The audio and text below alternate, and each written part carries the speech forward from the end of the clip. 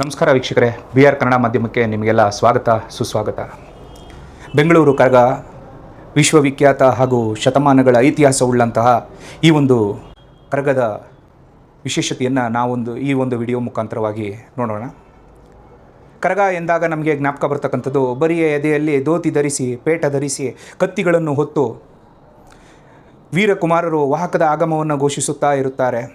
ಆಗ ಕರಗ ಹೊತ್ತಂತಹ ವೀರಕುಮಾರ ಅವನೆಲ್ಲಿ ಬಿದ್ದರೆ ಅವನನ್ನು ಗಲ್ಲಿಗೇರಿಸಬಹುದು ಎಂಬುವಂತಹ ಸಂಪ್ರದಾಯವನ್ನು ಒಳಗೊಂಡಿದ್ದಂತಹ ಈ ಒಂದು ಹಬ್ಬ ನಮ್ಮ ನಗರದ ಮಧ್ಯಭಾಗದಲ್ಲಿ ನಡೆಯುವ ಬೆಂಗಳೂರಿನ ಅತಿ ಬೃಹತ್ತಾದ ಒಂದು ಹಬ್ಬ ಅಂತ ಕರೆಯಲ್ಪಡುತ್ತದೆ. ಕರಗ ಕರ್ನಾಟಕದ ಪ್ರಸಿದ್ಧ ಜನಪದ ಆಚರಣೆಯಾಗಿದ್ದು, ಈ ಸಂದರ್ಭದಲ್ಲಿ ಆದಿಶಕ್ತಿ ಶ್ರೀ ದ್ರೌಪದಿಯನ್ನು ಅಥವಾ ದ್ರೌಪದಿ ಅಮ್ಮನವರನ್ನು ವೈನ್ಕುಲ ಕ್ಷತ್ರಿಯರು ಅಂದರೆ ತಿಗಳ ಕ್ಷತ್ರಿಯ ಜನಾಂಗದವರು ಕುಲದೇವತೆಯಾಗಿ ಆರಾಧನೆ ಮಾಡ್ತಾರೆ. ಅಷ್ಟೇ ಅಲ್ಲದೆ ಈ ಒಂದು ತಿಗಳರ ಕ್ಷತ್ರಿಯ ಧರ್ಮದ ಜನಾಂಗದವರು ಈ ಒಂದು ಕರಗ ಸಂಭ್ರಮಾಚರಣೆಯನ್ನು ವಿಜೃಂಭಣೆಯಿಂದ ಪ್ರತಿ ವರ್ಷ ನಡೆಸಿಕೊಡ್ತಾರೆ. ಶತಶತಮಾನಗಳ ಇತಿಹಾಸ ಹೊಂದಿರುವಂತಹ ಈ ನಮ್ಮ ವಿಶ್ವಪ್ರಸಿದ್ಧ ಬೆಂಗಳೂರು ಕರಗಕ್ಕೆ ತನ್ನದೇ ಆದ ವೈಶಿಷ್ಟ್ಯ ಇರುತ್ತದೆ. ಆದಿಶಕ್ತಿಯನ್ನು ಗುರುತಿಸಿ ಆರಾಧಿಸುವ ಹಲವಾರು ಸಂಪ್ರದಾಯಗಳಲ್ಲಿ ನಮ್ಮ ಕರಗ ಮಹೋತ್ಸವ ಕೂಡ ಒಂದಾಗಿರುತ್ತೆ. ಈ ಕರಗ ಎಂದರೆ ಪ್ರತಿಯೊಂದು ಅಕ್ಷರವೂ ಕೂಡ ಒಂದೊಂದು ಅರ್ಥವನ್ನು ಒಳಗೊಂಡಿದೆ. ಕರಗ ಎಂದರೆ ಕೈಯಿಂದ ಮುಟ್ಟದೆ, ರುಂಡದ ಮೇಲೆ ಧರಿಸಿ ಗತಿಸುವುದು ಎಂದರ್ಥ. ಗತಿಸುವುದು ಅಂದರೆ ತಿರುಗುವುದು ಎಂದರ್ಥ. ಅಂದರೆ ಕೈಯಿಂದ ಮುಟ್ಟದೆ, ಆಮೇಲೆ ರುಂಡದ ಮೇಲೆ ಧರಿಸಿ ಗತಿಸುವುದು. ಕೈಯಿಂದ ಮುಟ್ಟಬಾರ್ದು, ರುಂಡದ ಮೇಲೆ ಅಂದರೆ ತಲೆಯ ಮೇಲೆ ಇಟ್ಟು ಊರಲ್ಲಿ ಸುತ್ತ ಮೆರವಣಿಗೆಯನ್ನು ಹಾಕ್ತಕ್ಕಂಥದ್ದು ಈ ಒಂದು ಕರಗ ಅಥವಾ ಕರಗ ಪೂಜೆಯ ಅರ್ಥ ಆಗಿರುತ್ತೆ. ಈ ಒಂದು ಕರಗ ಪೂಜೆ ಮೂಲತಃ ತಮಿಳುನಾಡಿನಲ್ಲಿ ಬಹಳಷ್ಟು ವಿಶೇಷತೆಯನ್ನು ಪಡ್ಕೊಂಡಿರುತ್ತೆ. ಹಾಗೆ ಇಂದಿನ ಕಾಲದಿಂದಲೂ ಕೂಡ ಇದನ್ನು ವೈಭವದಿಂದ ಆಚರಣೆ ಮಾಡ್ತಾ ಬರ್ತಾ ಇರ್ತಾರೆ. ಹಾಗೆ ಕೂಡ ಬೆಂಗಳೂರು, ಕೋಲಾರ ಮತ್ತು ಇತರ ಭಾಗಗಳಲ್ಲಿ, ನಮ್ಮ ಕರ್ನಾಟಕದ ಇತರ ಭಾಗಗಳಲ್ಲಿ ಈ ಒಂದು ಆಚರಣೆ ರೂಢಿಯಲ್ಲಿರುತ್ತೆ. ಸೊ ಚಿತ್ರಪೂರ್ಣಿಮೆ ಎಂದು ಆಚರಣೆ ಮಾಡ್ತಕ್ಕಂಥ ಈ ಒಂದು ಕರಗ ಹಬ್ಬ, ಒಬ್ಬ ವೀರಕುಮಾರನು ಕಳಸವನ್ನು ಹೊತ್ತು ನೃತ್ಯ ಮಾಡುತ್ತಾ ಇಡೀ ಊರಿನ ಪ್ರತಿಯೊಂದು ಬೀದಿಗಳನ್ನು ಕೂಡ ಸಂಚಾರ ಮಾಡಿ ತಾಯಿ ದ್ರೌಪದಿ ಅಮ್ಮನವರ ಒಂದು ಆಶೀರ್ವಾದಕ್ಕೆ ಜನರನ್ನು ಒಳಪಡಿಸ್ತಾರೆ.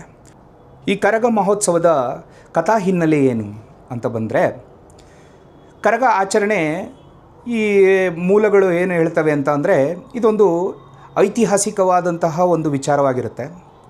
ಕುರುಕ್ಷೇತ್ರ ಸಮರದ ನಂತರ, ಅಂದರೆ ಪಾಂಡವರು ಕೌರವರ ನಡುವೆ ಒಂದು ಯುದ್ಧ ನಡೆಯುತ್ತಲ್ಲ ಕುರುಕ್ಷೇತ್ರ, ಆ ಕುರುಕ್ಷೇತ್ರದ ಒಂದು ಯುದ್ಧದ ನಂತರ ಸ್ವರ್ಗಾರೋಹಣ ಮಾಡುವ ಸಂದರ್ಭದಲ್ಲಿ ಪಾಂಡವರೆಲ್ಲ ನಡೆದು ಹೋಗ್ತಾ ಇರ್ತಾರೆ. ಆ ನಡೆದು ಹೋಗ್ತಾ ಇರ್ತಕ್ಕಂಥ ಸಂದರ್ಭದಲ್ಲಿ ದ್ರೌಪದಿ ಅಂತಕ್ಕಂಥವರು ಮೂರ್ಛೆ ಬೀಳುತ್ತಾರೆ.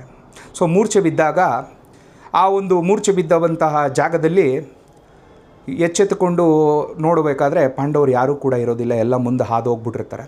ಸೊ ಹಾದು ಹೋದಾಗ ದ್ರೌಪದಿಯವರು ಒಬ್ಬರೇ ಇರ್ತಾರೆ. ಆಗ ಒಬ್ಬ ರಾಕ್ಷಸ ಅವರ ಎದುರುಗಡೆ ಬರ್ತಾನೆ.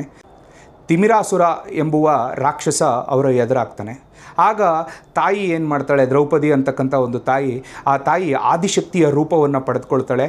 ಆದಿಶಕ್ತಿಯ ರೂಪವನ್ನು ಪಡೆದುಕೊಂಡು ತನ್ನ ತಲೆಯಿಂದ ಯಜಮಾನರನ್ನು ಹಾಗೂ ಹಣೆಯಿಂದ ಗಾಣಾಚಾರಿಗಳನ್ನು, ಕಿವಿಗಳಿಂದ ಗೌಡರುಗಳನ್ನು ಹಾಗೂ ಬಾಯಿಯಿಂದ ಗಂಟಿ ಪೂಜಾರಿಗಳನ್ನು ಮತ್ತು ಹೆಗಲುಗಳಿಂದ ವೀರಕುಮಾರರನ್ನು ಸೃಷ್ಟಿ ಮಾಡ್ತಾಳಂತೆ. ಹೆಗಲಿನಿಂದ ವೀರಕುಮಾರರನ್ನು ಸೃಷ್ಟಿ ಮಾಡ್ತಾಳೆ. ಆಗ ಹೀಗೆ ಹುಟ್ಟಿದಂತಹ ಈ ಎಲ್ಲ ಜನಾಂಗದ ಮಕ್ಕಳು ಯಾರಿದ್ದಾರೆ, ಇವರೆಲ್ಲ ದ್ರೌಪದಿಯ ಆದಿಶಕ್ತಿ ರೂಪದ ಮಕ್ಕಳು ಅಂತ ಕರೀತಾರೆ. ಸೊ ಹೀಗೆ ಆ ಒಂದು ರಾಕ್ಷಸನಾದಂತಹ ತಿಮಿರಾಸುರನ ಸೋಲಿಸಿ ಅಂತ್ಯಗೊಳಿಸಿ ತನ್ನ ಮಕ್ಕಳ ಸಹಾಯದಿಂದ ಯುದ್ಧ ಮಾಡಿದಂಥ ದ್ರೌಪದಿ ಇನ್ನೇನು ಸ್ವರ್ಗವಾಸಕ್ಕೆ ಹೊರಡಬೇಕು ಅನ್ನುವ ಸಮಯದಲ್ಲಿ ಎಲ್ಲ ಮಕ್ಕಳು, ನಿಮಗೆ ಗೊತ್ತಿರುತ್ತೆ, ಮಕ್ಕಳು ತಾಯಿಯಿಂದ ಯಾವತ್ತೂ ಕೂಡ ದೂರ ಆಗೋದಿಲ್ಲ. ಹಾಗೆ ತಾಯಿಗೂ ಕೂಡ ಹೋಗಲು ತುಂಬ ದುಃಖ ಆಗ್ತಾ ಇರುತ್ತೆ. ಆ ಸಮಯದಲ್ಲಿ ತಾಯಿ ಹೋಗಲೇಬೇಕಾದಂಥ ಪರಿಸ್ಥಿತಿ ಬಂದಾಗ ಎಲ್ಲ ಮಕ್ಕಳು ಶ್ರೀಕೃಷ್ಣರನ್ನು ಬೇಡಿಕೊಳ್ಳುತ್ತಾರೆ. ಆ ಬೇಡಿಕೊಳ್ಳುವಂತಹ ಸಮಯದಲ್ಲಿ ತಾಯಿ ಹೋಗದಂತೆ ತಡೆಯಲು ತಮ್ಮ ಕೈಯಲ್ಲಿರುವ ಕತ್ತಿಗಳನ್ನು ತಮ್ಮ ಎದೆಗೆ ಬಡಿದುಕೊಂಡು ಕೂಗುತ್ತಾ ಹೋಗ್ತಾರೆ. ಏನಂತ ಅಂದರೆ, ನಮಗೆ ನೀನು ಇಲ್ಲದೇ ಇದ್ದರೆ ಇನ್ಯಾರು ದಿಕ್ಕು, ಹೋಗದಿರು ತಾಯಿ ಹೋಗದಿರು ಅಂತ ಈ ಒಂದು ಕೂಗನ್ನು ಕೂಗ್ತಾರೆ. ಈ ಥರ ಈ ಒಂದು ಕರಗ ನಡಿಬೇಕಾದ್ರೆ ಈ ಒಂದು ಆಚರಣೆ ನಡೆಯುತ್ತೆ. ಕತ್ತಿಯನ್ನು ಹಿಡಿದು ಎದೆಗೆ ಬಡ್ಕೊಳ್ತಕ್ಕಂಥದ್ದು. ಇದನ್ನು ನಾವು ಅಲುಗು ಸೇವೆ ಅಂತ ಕರಿತೀವಿ. ಅಲುಗು ಸೇವೆ ಎಂದರೆ ಕತ್ತಿಯನ್ನು ಹಿಡಿದು ತಮ್ಮ ಎದೆಗಳಿಗೆ ಬಡಿಯುತ್ತಾ ತಾಯಿಯನ್ನು ಕೇಳೋದು ಏನಂತ ಅಂದರೆ, ನಮಗೆ ನೀನು ಇಲ್ಲದಿದ್ದರೆ ಇನ್ಯಾರು ದಿಕ್ಕು ತಾಯಿ, ಹೋಗದಿರು ಅಂತ. ಸೊ ಈ ಥರ ಮಕ್ಕಳ ಕೂಗಿಗೆ ಮನಸ್ಸೋತಂತಹ ತಾಯಿ ದ್ರೌಪದಿಯು ಆಗ ಹೇಳುತ್ತಾಳೆ, ಪ್ರತಿ ವರ್ಷ ಈ ಒಂದು ಚೈತ್ರ ಹುಣ್ಣಿಮೆಯ ಸಮಯದಲ್ಲಿ 3 ದಿನಗಳ ಕಾಲ ನಾನು ನಿಮ್ಮೊಂದಿಗೆ ಬಂದು ನೆಲೆಸುತ್ತೇನೆ ಅಂತ. ಈ ರೀತಿ ತಾಯಿ ಈ 3 ದಿನ ಬರತಕ್ಕಂತಹ ಒಂದು ದಿನವನ್ನು ಸಂಭ್ರಮಾಚರಣೆಯಾಗಿ ನೆರವೇರಿಸಲು ಅವರ ಮಕ್ಕಳಾದಂತಹವರು ಎಲ್ಲರೂ ಒಟ್ಟಾಗಿ ಸೇರಿ ಈ ಒಂದು ಕರಗಾಚರಣೆಯನ್ನು ಮಾಡ್ತಾರೆ. ಇದು ಇತಿಹಾಸ ನಮಗೆ ತಿಳಿಸ್ಕೊಡ್ತಕ್ಕಂತಹ ಕರಗದ ಒಂದು ವಿಶೇಷತೆಗೆ ವೀಕ್ಷಕರೇ. ಸೊ ಹೀಗೆ ಈ ಕರಗ ಅಂತಕ್ಕಂಥದ್ದು ಏನಪ್ಪ ಅಂತಂದರೆ, ಧರ್ಮರಾಯನ ದೇವಸ್ಥಾನ ಬೆಂಗಳೂರಿನಲ್ಲಿ ಇರತಕ್ಕಂತಹ ತಿಗಳರಪೇಟೆ ಅಂದರೆ ನೀವು ಇವತ್ತು ಏನು ಅದರ ಹಿಂಭಾಗದಲ್ಲಿ ಬರತಕ್ಕಂತಹ ಬೆಂಗಳೂರಿನ ಧರ್ಮರಾಯ ದೇವಸ್ಥಾನ ಕರಗ ಮಹೋತ್ಸವದ ಮುಖ್ಯ ಕೇಂದ್ರ ದೇವಾಲಯವಾಗಿರುತ್ತೆ.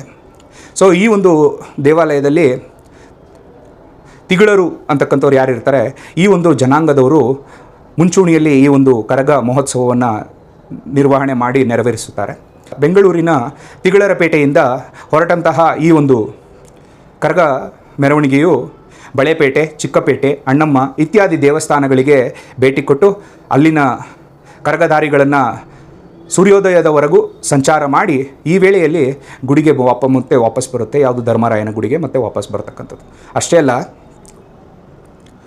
ಈ ಒಂದು ಕರಗದ ಸಮಯದಲ್ಲಿ ನೋಡಿ ಎಂಥ ಒಂದು ಆಚರಣೆ ಅಂತಕ್ಕಂಥದ್ದು ನಮ್ಮ ಹಿರಿಯರು ಮಾಡ್ತಕ್ಕಂಥ ಆಚರಣೆ ಎಂಥ ಅದ್ಭುತವಾದಂಥ ಒಂದು ಆಚರಣೆ ಅಂತಂದರೆ, ಧರ್ಮಭೇದ ಅಂತಕ್ಕಂಥದ್ದು ಈ ಆಚರಣೆಯಲ್ಲಿ ಇಲ್ಲವೇ ಇಲ್ಲ. ಯಾಕೆ ಅಂತೀರಾ?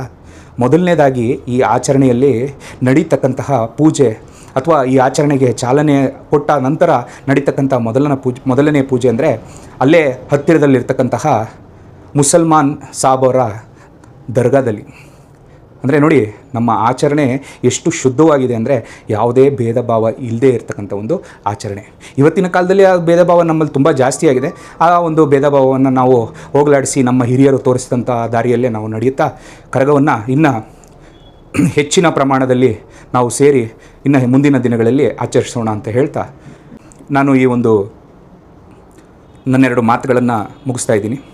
ಎಲ್ಲ ರಸ್ತೆಗಳನ್ನು ದಾಟಿ ಹೋಗ್ತಕ್ಕಂಥ ಈ ಕರಗ ಮೆರವಣಿಗೆಯು ಕೊನೆಗೆ ಧರ್ಮರಾಯನ ದೇವಸ್ಥಾನಕ್ಕೆ ಬಂದು ಮತ್ತೆ ಶುದ್ಧಿ ಪೂಜೆಯನ್ನು ಆಗಿ ದೇವಿ ಮತ್ತು ಧರ್ಮರಾಯ ಸ್ವಾಮಿ ದೇವಾಲಯದ ಒಳಗೆ ಪ್ರವೇಶ ಮಾಡಿ ಈ ಒಂದು ಕಾರ್ಯಕ್ರಮವನ್ನು ಮುಕ್ತಾಯ ಮಾಡ್ತಾರೆ.